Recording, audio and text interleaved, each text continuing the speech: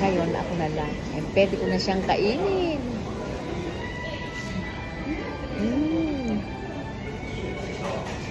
Pwede lang kumain ng mga abura, yung may mga langis-langis.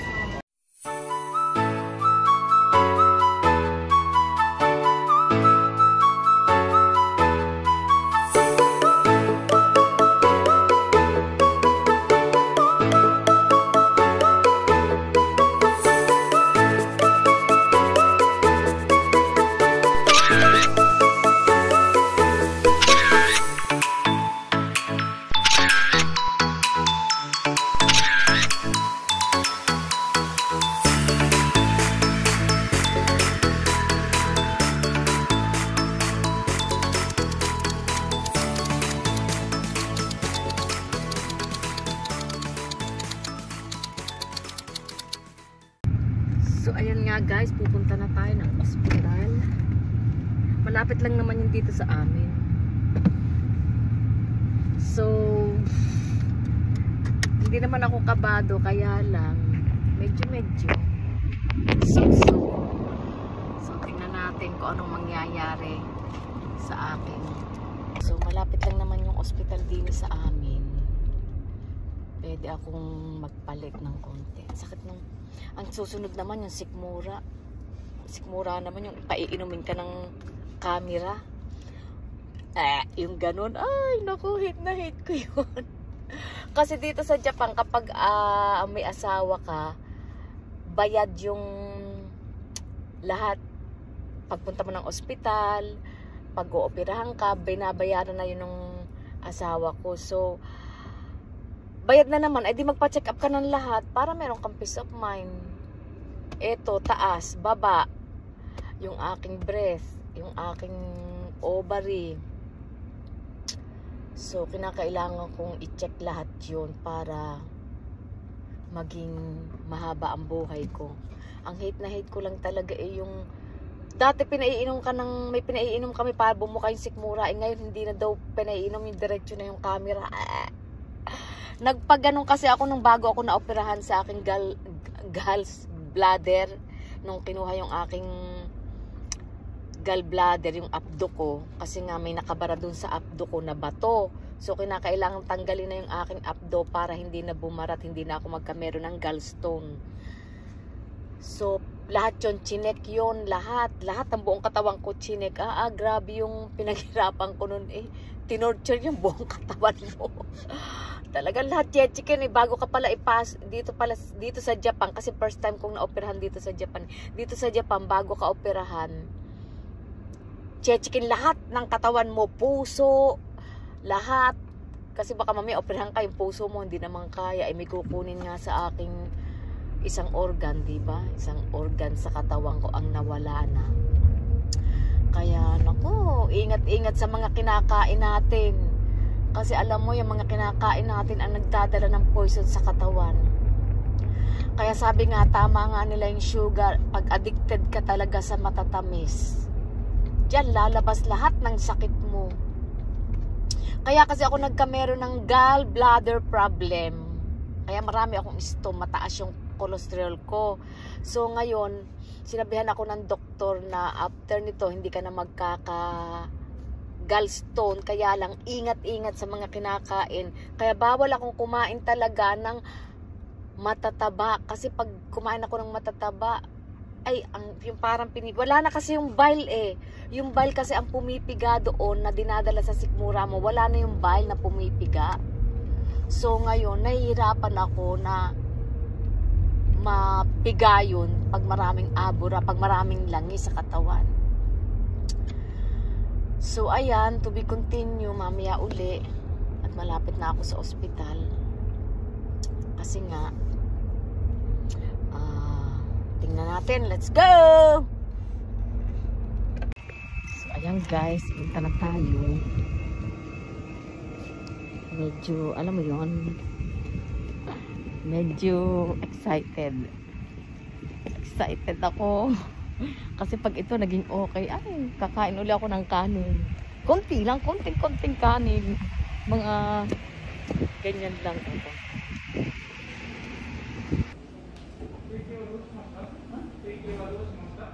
Ito na tayo sa ospital.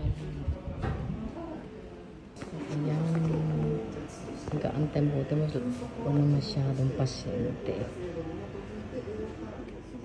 So, ito yung dugo ko. 122/62. And then, ito yung heartbeat ko. Okay naman siya. So, ayan guys. Nakuha ko na yung result ng aking dugo. So, ang aking LDL ay ano siya, dati siyang mataas yung aking LDL ay bumaba na. Naging, ang normal niya is 140. Ang sa akin ay 149. So, 149 okay yan. Hindi mataas. Kasi ang normal is 140. Sa akin, 149 okay. And then, yung aking HbA1c. Itong HbA1c ko ay bumalik na sa normal. Naging 6.1. Yay! Ay, naku, I'm so happy makakakain ako. Kaya lang, kakain ako ng ano lang siya.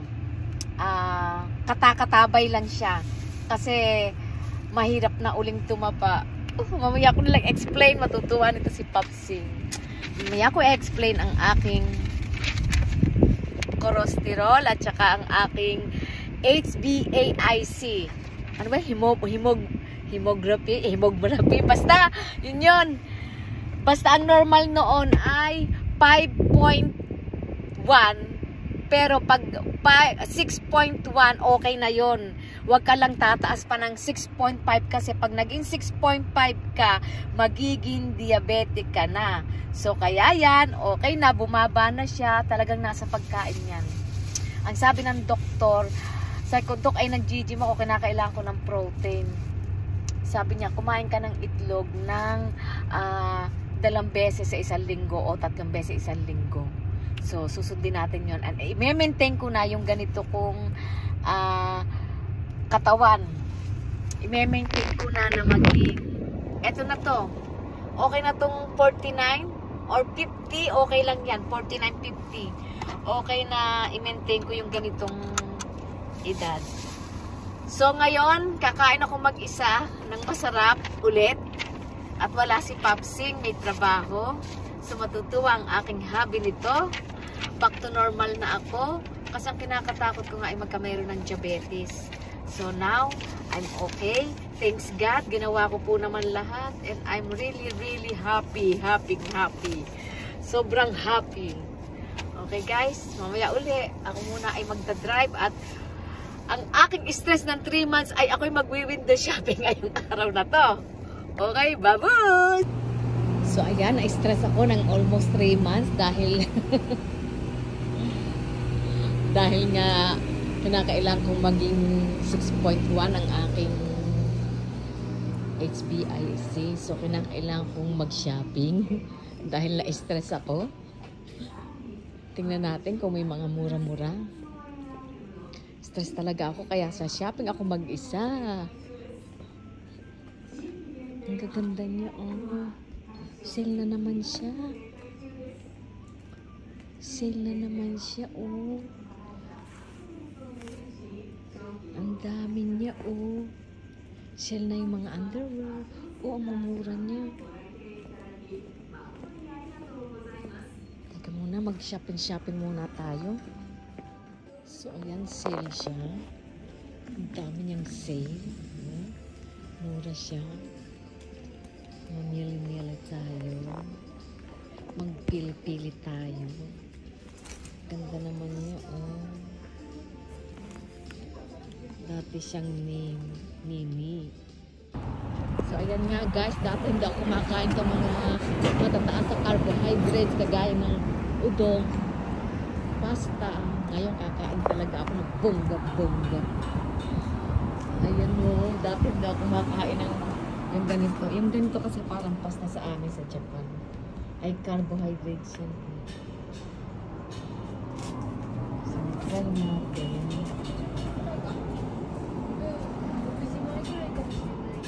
Try natin ito. Aura.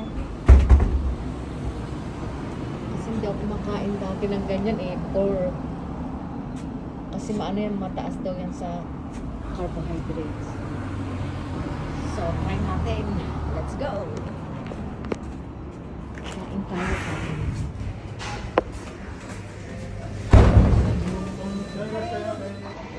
So, ayan, kakain ako mag-isa. Wala si Papa.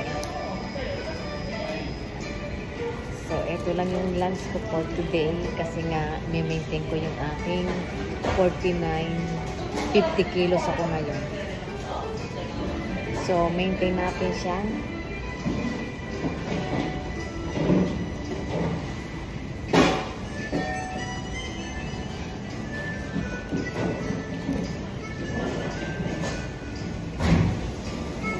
Hindi tayo tumaba ng bonggang-bongga. Ngayon uli ako nakakain ito eh. Kasi hindi ako kumakain ng ganito. Puro gulay, tapos soba. Yung soba naman, hindi naman gawa sa harinan. Ito gawa to sa harinan.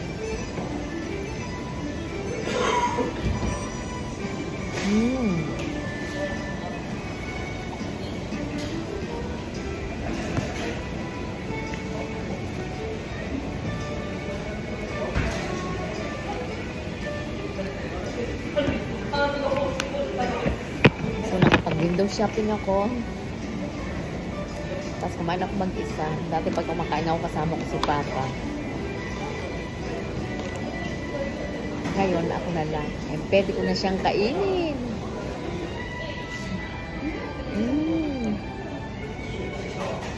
Pwede na akong kumain ng mga abura. Yung may mga langis-langis. Kasi normal na naman yung ano ko eh. Aking HbA1c. Pero katabay lang, baka kasi tumaas na naman.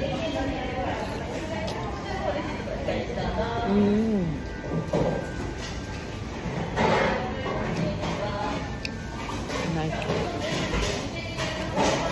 Ano naman ang pet-pet ko? Talagang pumayo talaga ako.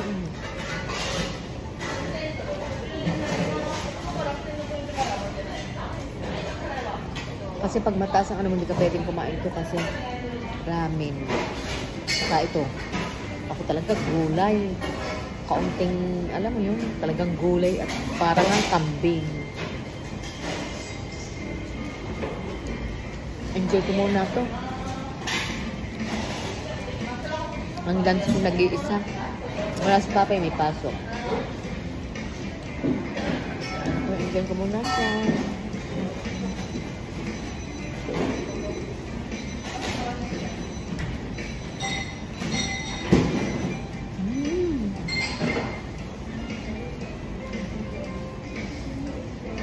Stop.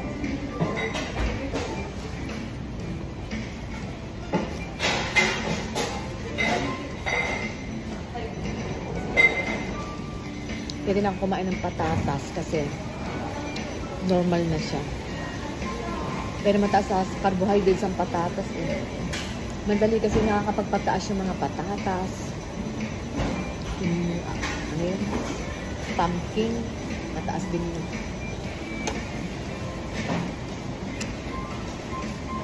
Kamote. Ngayon, pwede ako kumain ng kamote.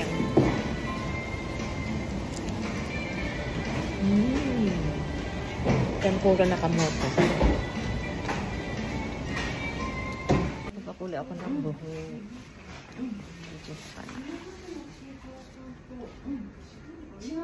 So, ayan na ang aking kimchi. Yan ang kulay ng buhok ko. Okay na yan.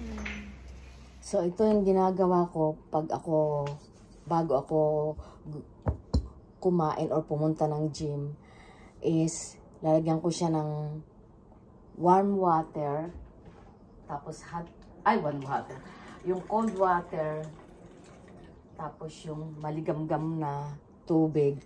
Tapos lalagyan ko siya ng cinnamon.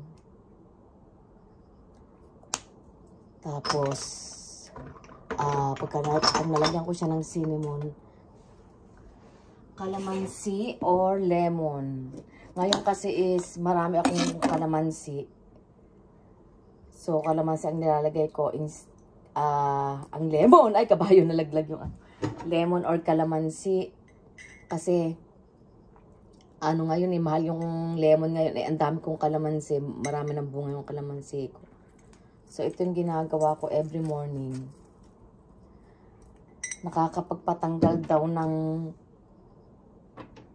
nakakapagpaganda daw ng takbo ng dugo itong cinnamon. Pag ihahalo mo siya sa maligamgam na tubig. Kalahating malamig, kalahating mainit. Tapos nilagyan ko siya ng cinnamon.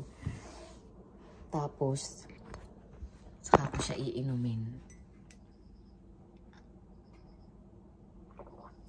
Tapos saka ako pupunta ng gym. Ngayon is kagigising ko lang. Tapos 16 hours fasting ako. Ang kain ko pa niyan ay 9 o'clock. Bago ako kumain, nagdadala na ako ng itlog. Tsaka isang saging. Sasakyan ako kakain. Tapos saka ako mag-gym. Okay, babus. Mamaya ulit.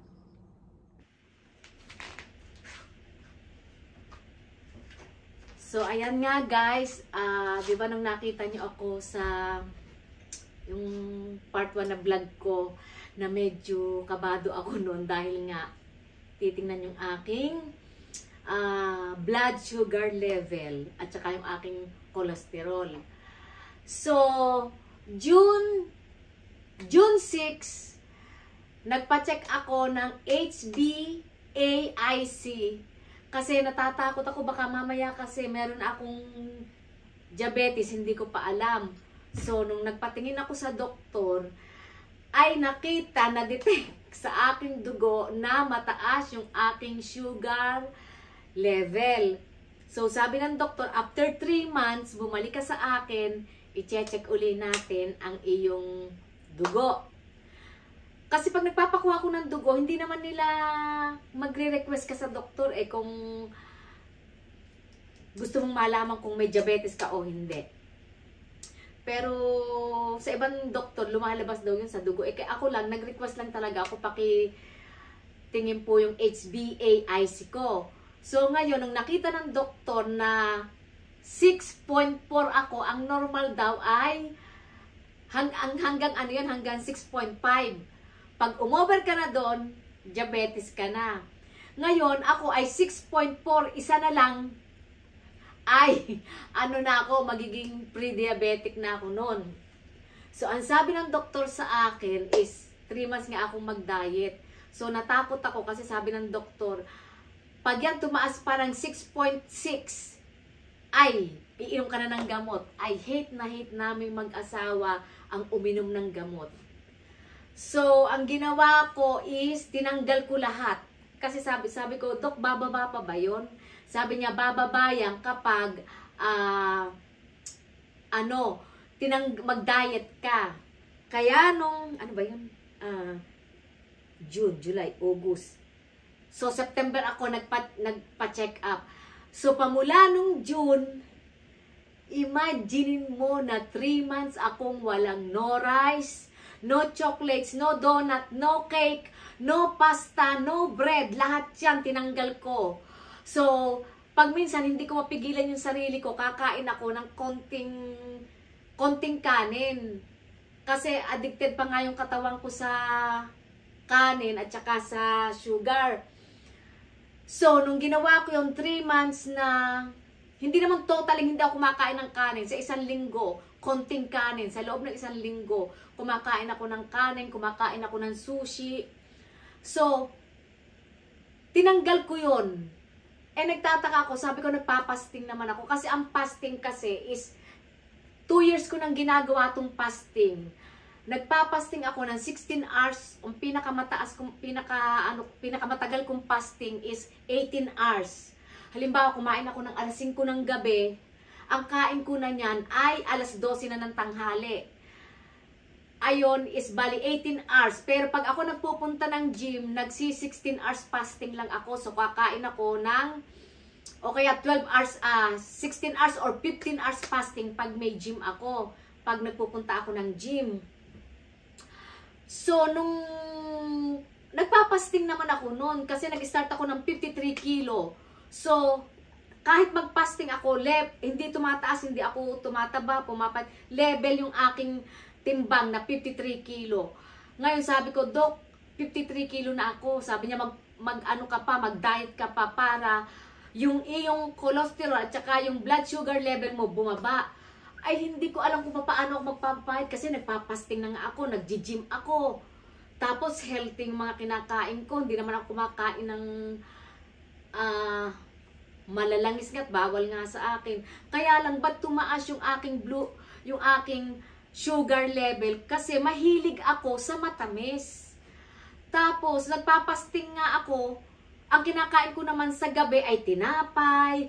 Tapos, sa tanghali, pasta. Pero, diretso ang fasting ko. So, siguro kung hindi ako nagpapasting, kung kumakain ako ng matatamis, kung hindi ako nagpupunta ng gym, lalo siguro akong tataba. So, ang sabi ni Pabsing, tanggalin mo lahat. Huwag kang kakain ng pasta, yung matatamis, sugar, kanin, at bababayan. So, tinanggal ko yung lahat. Alam mo, nung tinanggal ko yun ng June, every month, sa isang buwan, 1 kilo. Sa isang buwan, 1 kilo. So, binuno ko yung, nag-start ako ng 54, tapos naging 53, naging 52, naging 51, naging 50, hanggang ngayon, naging 49 ako. Kaya ngayon, based sa aking experience na hindi mo kinakailangang uminom ng gamot. Pwede kang hindi uminom ng gamot sa mga natural na, mga organic na, kagaya ng yung okra, yung ampalaya, yan ay nakakapagpababa ng blood sugar level natin eh. At saka yung, ayan, yung tag dito, yung oatmeal, ayan ay tumutulong sa pagpababa din ng cholesterol. Kasi ang oatmeal at saka i-research nyo, ako nag-research kasi ako. Yung oatmeal at saka yung kanin, pareho silang mataas sa carbohydrates. Pero yung kanin, pag kinain mo, biglang taas yun. Pero yung oatmeal, pag kinain mo, mabagal ang pagtaas ng blood sugar mo. So, 3 months akong kumakain sa umaga bago ako pumunta ng gym. Tinitimbang ko yung 20 gram. Kumbaga sa kutsara na malaki, 3 kutsarang malalaki. Tapos, ibababad ko siya sa low-fat milk, yung soya milk. Hindi ako gumagamit ng milk kasi mataas yun sa carbohydrates, sa cholesterol. So, bababadan ko ng isang saging, yayadyatin ko yung saging, tapos yung oatmeal, tapos yung soya milk ko, tapos siguro mga 8 na subo, tapos isang itlog, diretso na ako ng gym. Nung lahat talaga tinanggal ko, talagang bumaba yung aking sugar level at ang aking cholesterol. So, nung pinainom ako ng gamot ng doktor, hindi naman sa ayaw ko ng gamot. Kaya lang, nung umiinom ako ng gamot, binigyan kasi ako ng doktor ng 3 months kung inumin yung gamot, bababa daw ang cholesterol ko. Ngayon, pag iniinom ko yun, nasusuka ako, nahihilo, ang lakas ng kabog ng puso ko. Sabi ng asawa ko, baka daw hindi awanay daw sa akin yung gamot, baka daw hindi hiyang sa akin yung gamot. So, nung itinigil ko yung gamot na yon at nag-focus ako doon sa walang kanin nga, walang sugar, walang lahat, puro gulay. Alam mo, isang platitong gulay. Lettuce na kung ano na lang, lettuce, lagyan ko siya ng... Basta lahat gulay yun. Okra na hilaw. Alam mo yung okra na hilaw kasi, di ba nagtanim ako ng okra. Eh, pag yung ganyang okra, walang mga fertilizer, organic yun. Hugasan ko lang, sasaw-saw ko sa asin. Kakainin ko rin, para kang kumakain ng bayabas. At saka yung mga green paper ko. Excuse me, yung green paper ko, hugasan ko lang yan, tapos saw-saw ko sa asin. Para kang kumakain ng bayabas, ganun ang panlasa ko. At saka sa gabi, ang kinakain ko is tofu, beans, nato, tapos isda, gulay. Ang pinakakanin ko ay gulay. Talagang pamula 54 hanggang 3 months, naging 49 kilo ako. At nung ako'y nagpa-check up sa doktor, Thank you God. Bumaba talaga ang aking cholesterol, bumaba ang aking blood sugar level, naging 6.1 na siya. Ang ine-expect pa namin ni Papsing ay magiging 5 or 5 point something, ganon. Kaya lang, ano pa yung, dito sa katawan ko, minatitira pa yung mga asu-asukal, pipigain pa yan. Kaya, maganda talaga yung talagang tanggalin lahat ng sugar sa katawan mo. Kasi talagang ang kanin, yung isang platitong kanin na yun, ang katumbas na nun, yung maliit na kutsara, 8 na sugar. Talagang ang kanin nakakapagpataas talaga ng sugar level. Kaya pag tinanggal mo yung lahat, ay ang gaan ng pakiramdam.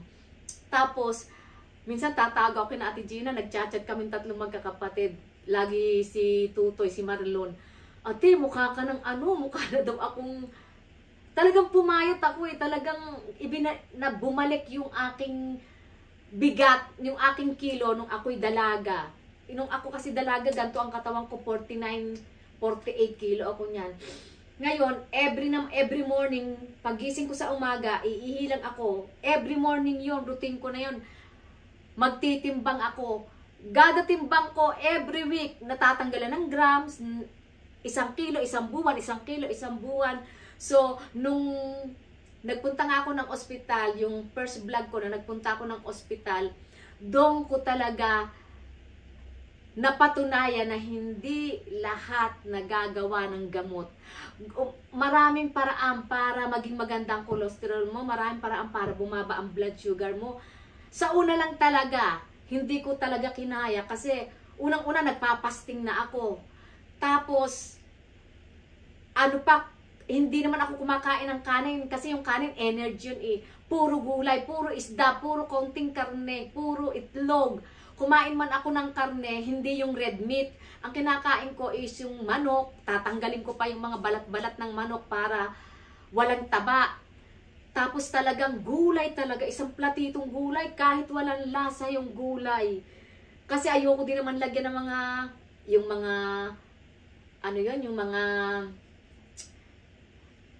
dito salad, yung mga panlagay sa salad. Ayoko naman lagyan nung kasi meron din yun kagaya nung 100 Islands na ilalagay mo sa para magkalasa yung ayoko din, kaya ang ginagawa ko yung apple cider vinegar ko, lalagyan ko siya ng lemon or calamansi. Ayun ang pinaka-sauce ko dun sa salad. Talagang tiis talaga. At talagang bago naging normal yung katawan ko is ang dami kong naramdaman. Kaya sabi nila, pag ikaw mag-low carb, pag galing ka ng high carb, tapos nagbigla ka nag-low carb, syempre ang dami diyang ang dami, parang sigarilyo. Dati ako heavy smoker ako. Nung tinanggal ko yung sigarilyo, nanginginig yung buong katawan ko, gusto ko manigarilyo. Ngayon, para din yung asukal, pag addicted ka sa asukal, at bigla mo siyang tinanggal, manghihina ang katawan mo, manginginig ka. Pero, hindi talaga ako nag-give up. Talagang alam mo yung pagising ko sa umaga, na, di ba, dahil ko kinakain na sugar, yung patig yung katawan mo, yung natulog naman ako, nag-gym naman ako kahapon. Kaya pagising mo sa umaga, pagod na pagod ka kasi nga ang dami kong mga matatamis na kinakain. So, andoon pa yun sa katawan ko. Nung nagsimula nga ako mag-low carb at saka tinanggal ko lahat, doon ko naramdaman yung, alam mo, nanginginig yung buong katawan mo. Kasi nga, nawawala yung sugar sa katawan mo, nag-iiba yung ng katawan mo. Kaya, sabi ko, ay, pag itinigil ko ito, tas tamad ako na mag-gym kasi nga medyo, alam mo yung, nalalambot ka Pero after, nung na-research ko kasi yung kapag mag-low carb ka, talagang marami kang mapapakiramdaman sa katawan mo. Pero magtiis ka lang, mga 2 weeks, 3 weeks, magiging normal na yan. Alam mo, nung natanggal lahat yung sa katawan ko, bumalik yung normal blood sugar ko, natanggal yung aking sakit sa mga likod, yung mga dito sa tuhod, ang aking ulo, lagi kasing masakit yung ulo ko. Ngayon, wala talaga na akong nararamdaman. Hindi sumasakit yung mga buto-buto ko. Bumalik yung aking lakas nung ako ay, mga 30 years old, 40 years old. Bumalik yung lakas ko. At saka hindi na ako nahihilo. konting galaw mo, kahit nagpapasting ako noon, kahit ako is nag-gym, yung talagang pagod na pagod yung katawan mo. Yung pala, ayun talaga, pag natanggal mo yung sugar, yung mga kinakain mo, tanggal yung katas-katas ng mga matatamis dyan sa katawan mo. Ang lakas ng pakiramdam mo, ang sarap ng pakiramdam mo, ang lakas mo. At saka, nakakatulong din kasi yung pagpapasting. Kasi ay yung pagpapasting is, sa dami ng kinakain ko, ngayon nakakakain na, kumakain na ako ngayon ng kanin, kasi normal na yung blood sugar ko eh. Pag kumakain ako ng kanin, tapos nagpapasting ako, kagaya bukas, wala akong gym, magpapasting ako ng 18 hours. So, kumain kami ni Habi ng 5 o'clock kaninang hapon. So, ang kain na namin mag-asawa ay tanghalian na 2 beses lang kami kumakain sa isang araw. Tanghalian at hapunan. Sa tanghalian, kasi nga galing ako ang open window ko ng 16 hours fasting is, kakain lang muna ako ng konti. Pagdating na ng bandang mga 11, uumpisang kumain muna ng malambot, kagaya ng saging na madaling maano ng sikmura ako. Huwag kang kakain kapag ikaw ay 18 hours fasting, yung window mo ng 18 hours fasting at sinalpakan mo agad siya ng mabigat, ang sakit sa sikmura nun. Kaya ako, pag ako nag-18 hours fasting, ang kinakain ko muna is yung malalambot. Tapos, ang kain ko is alas 12. Mga 11:30, kakain na ako ng isang saging. Kung basta meron ng laman yung sikmura ko, hindi na siya mahihirapang yung matitigas, kagaya ng karne. Siyempre, papasukan ko ng katawan ko ng heavy lunch na yon, heavy dinner na yon. Tapos, after nung fasting, uli ako ng 18 hours. Ganon. So, wag mo siyang bibiglain.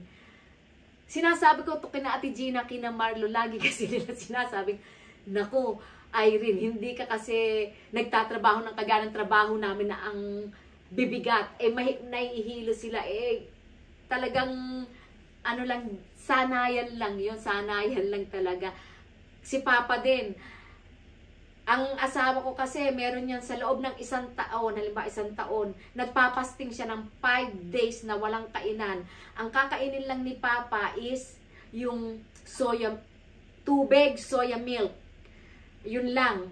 Pag nung bata-bata pa siya, 5 days hindi siya kumakain para malinis lahat ng katawan mo. May tawag doon, yung lahat ng toxin ng katawan mo, lilinisin niya yon. So ngayon si Papa is 61 years old na, nagpapasting siya ng 3 days na walang kainan, puro tubig lang, o kaya pag kaya-kaya niya 4, ganyan, 3 or 4. Tubig lang at saka soya milk, kasi lilinisin niyan lahat yung mga toxin sa katawan mo.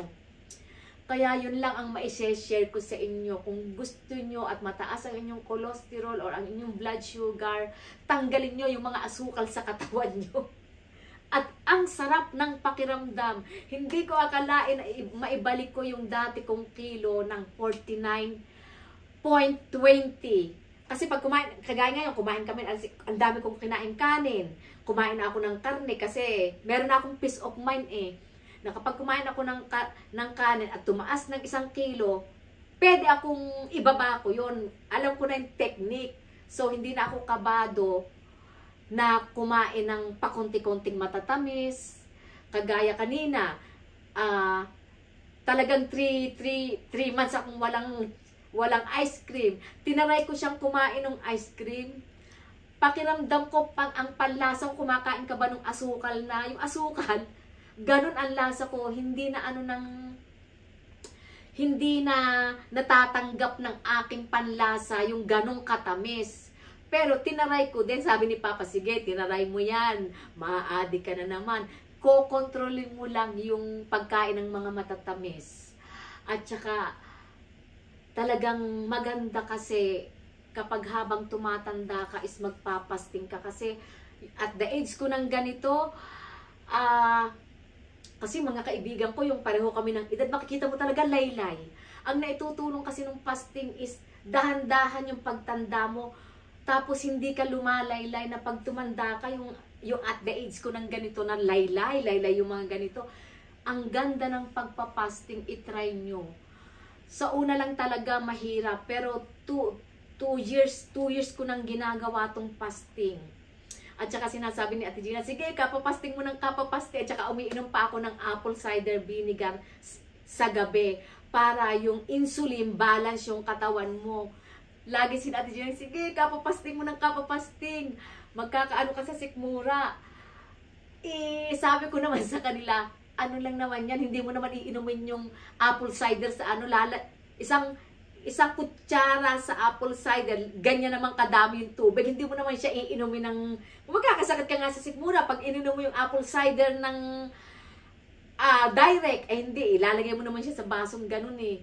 At saka nung unang panahon, ganun talaga yung aking mga bianan doon sa gumma na mga old fashion. Umiinom talaga sila ng suka, inilalagay nila sa tubig. Yun daw talaga ang pinakamagandang pampatay ng bakterya sa katawan. Ayun ang sabi ng unang panahon, yung mga bianang kung matanda sa una. So ayan guys, na-share ko lang naman yung aking experience na bakit ako is stress ng 3 months. Kasi nga, kala ko kasi kapag hindi ko kakayanin matanggal yung blood sugar ko sa katawan, kaya pala niyang tanggalin na hindi ka umiinom ng gamot. Kasi kami, si Papa lagi yan sinasabi, kasi yung asawa ko mahilig yung mag-search, mahilig yung sa mga bawal, inumin, kainin, ganyan. Tsaka si Papsing kasi, hindi siya mahilig talaga. Ang asawa ko is parang kambing. Nagiinom siya, pero hindi siya kumakain ng mga mamantika, puro gulay, hanggat maaari, gulay, hanggat maaari, si Sen na mono, yung organic na mono. Kahit nga kapag kami mamimili niyan, talaga ang tagal kong mamili. Kasi pagkasama ko yan, talagang pag kami namili, titingnan niya talaga kung anong mga poison doon sa binili kong pagkain. Oh, dami. Meron niyang artificial. Ibabalik ko yon. Hahanap talaga siya ng walang artificial. Hindi mo naman masasabing wala. Dahil ngayon, lahat ng pagkain, may mga abu-abubot. Kung ba sa konti lang yung nakalagay doon. Ganun yung, ayan, si Papsing, ganyan niya, napakaano yun sa pagkain. Ayaw niya ng mga at saka ang pinaka-snack niyan ay, mani, peanuts, almond, yan. Hindi yan kumakain ng matatamis. Or kumain man kami ng matatamis, magagawa siya ng mga cake na talagang organic, banana, yung mga banana, siya talaga ang nagagawa, siya talaga ang pinapakain niya ako. Ganyan ako ka-spoiled sa asawa. Kaya sinasabi niya sa akin, Ma, tatanda tayo ng gracefully. Tatanda tayo na wala tayong iinumin ng gamot. Diba, nagka-coronavirus kami, hindi talaga kami uminom ng gamot. At talaga iniinom namin, diba, nagkikwento ko to sa inyo lagi. Yun ang namin ni Papay, 3 butil ng bawang. Talagang hindi kami nahirapan nung kapanahonan ng COVID. Wala kasi kaming turok eh. Kaya kami ni Papsing, maingat kami sa pagkain. Tsaka talagang dito, tubig, tea. Hindi kami umiinom ng soft drinks, wala. Hindi rin yan ako pinaiinom ng gatas kasi nga ang gatas nga daw ay, sabi kasi niya, ang gatas pang baby yan. Pag matanda ka na, lalong, ewan ko, kanya-kanya yung nababasa lang may kasi yung magbasa sa libro eh. Ang iinumin mo, yung hindi galing sa hayop. May mga gatas naman na galing sa mga kagaya ng soya milk, almond milk, yung mga ganon, yun daw ang mas maganda sa katawan. So, ayan, na-share ko sa inyo kung paano ako pumayat, kahit ikay mag-fasting, at ikay mag-diet, at kumakain ka naman ng antatamis, ay hindi bababa ang iyong blood sugar level, at saka ang iyong cholesterol. Nabulol na naman ako. So, ngayon, kung gusto nyo talagang maging maganda yung inyong blood sugar level or kaya yung inyong cholesterol, is tanggalin yung lahat ng cake, chocolate, lahat ng matatamis, walang pasta, walang tinapay, walang kanin for 3 months. Ewan ko kapag hindi bumaba ang pag hindi naging normal ang inyong blood sugar level. Ayan is sa aking experience, ayan, ngayon alam ko nang kontrolin. Pag kumain ako, pwede ko na uli ako mag-diet. As of now, dahil nagsisimpay yung mga kapatid ko at ang payat-payat ko daw akong zombie, talagang lumiit yung mga ganito ko, lumiit yung baywang ko, na ibalik yung dating kilo ko ng dalaga, is i-maintain ko na ito. Hindi na ako magpapataba Kasi ang hirap kapag tumatanda ka ng antaba mo. Diyan ka talaga kukunin agad ni Lord.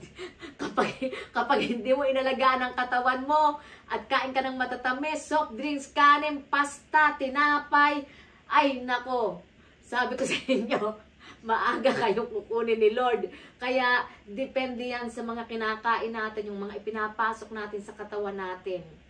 So ingat-ingat lang tayo guys, at talagang kinakailangan tatanda tayo ng gracefully. Sabi nga ng asawa, kinakailangan tumanda tayo ng gracefully. So ayan guys, ayan, i-share ko na sa inyo kung paano ko natanggal ang aking, naibalik ko ang aking sugar level at saka ang aking cholesterol na wala akong iniinom na gamot. Ayun lang ang aking ma-share sa inyo. Okay guys, and lagi pong mag-iingat.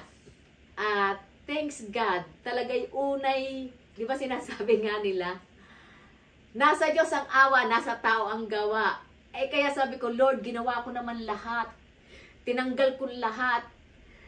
Tapos ikaw na lang ang bahalang, ikaw na lang bahalang mag-judge. Siguro sabi nyo, ay, ginawa naman itong batang ito ang lahat. Sige, magiging normal na talagang, Diyos, sarap ng pakiramdam. Yung alam mo na, nung sinabi ng doktor na isa na lang magkaka-diabetes ka na, ay talagang hindi ako nakatulog. Kasi nakita ko kasi yung paghihirap ni inay nung nagkameron ng diabetes na may gusto siyang kainin, hindi niya makain.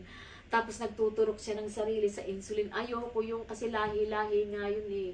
Kaya sabi ko, kung ito'y lahi sana noong pa, yun ang pumapasok sa utak ko eh. Kung ito lahi sana noong pa na ang hilig kong kumain ng matatamis, pasta, tinapay. Alam mo yung tinapay na ganyan, dinner ko yun. Sabi ko, ay, hindi naman ako kakain ng kanin. Hindi ko naman alam na yung pag kumain ka pala ng tinapay, katumbas na nun kanin din, para ka na rin kumain ng kanin. So, ayan yung aking pinagdaanan ng 3 months na talagang, ayan, bumalik ang aking katawan sa dati. Okay, guys? At salamat po sa mga nanonood ng vlog ko, and please, pakishare naman po ang aking channel. Please subscribe my YouTube channel and thumbs up if you like my video, and hit the bell button para updated kayo sa aking mga vlog. And again, it's me, Aiko Sekiguchi from Japan, saying, see you later, alligator!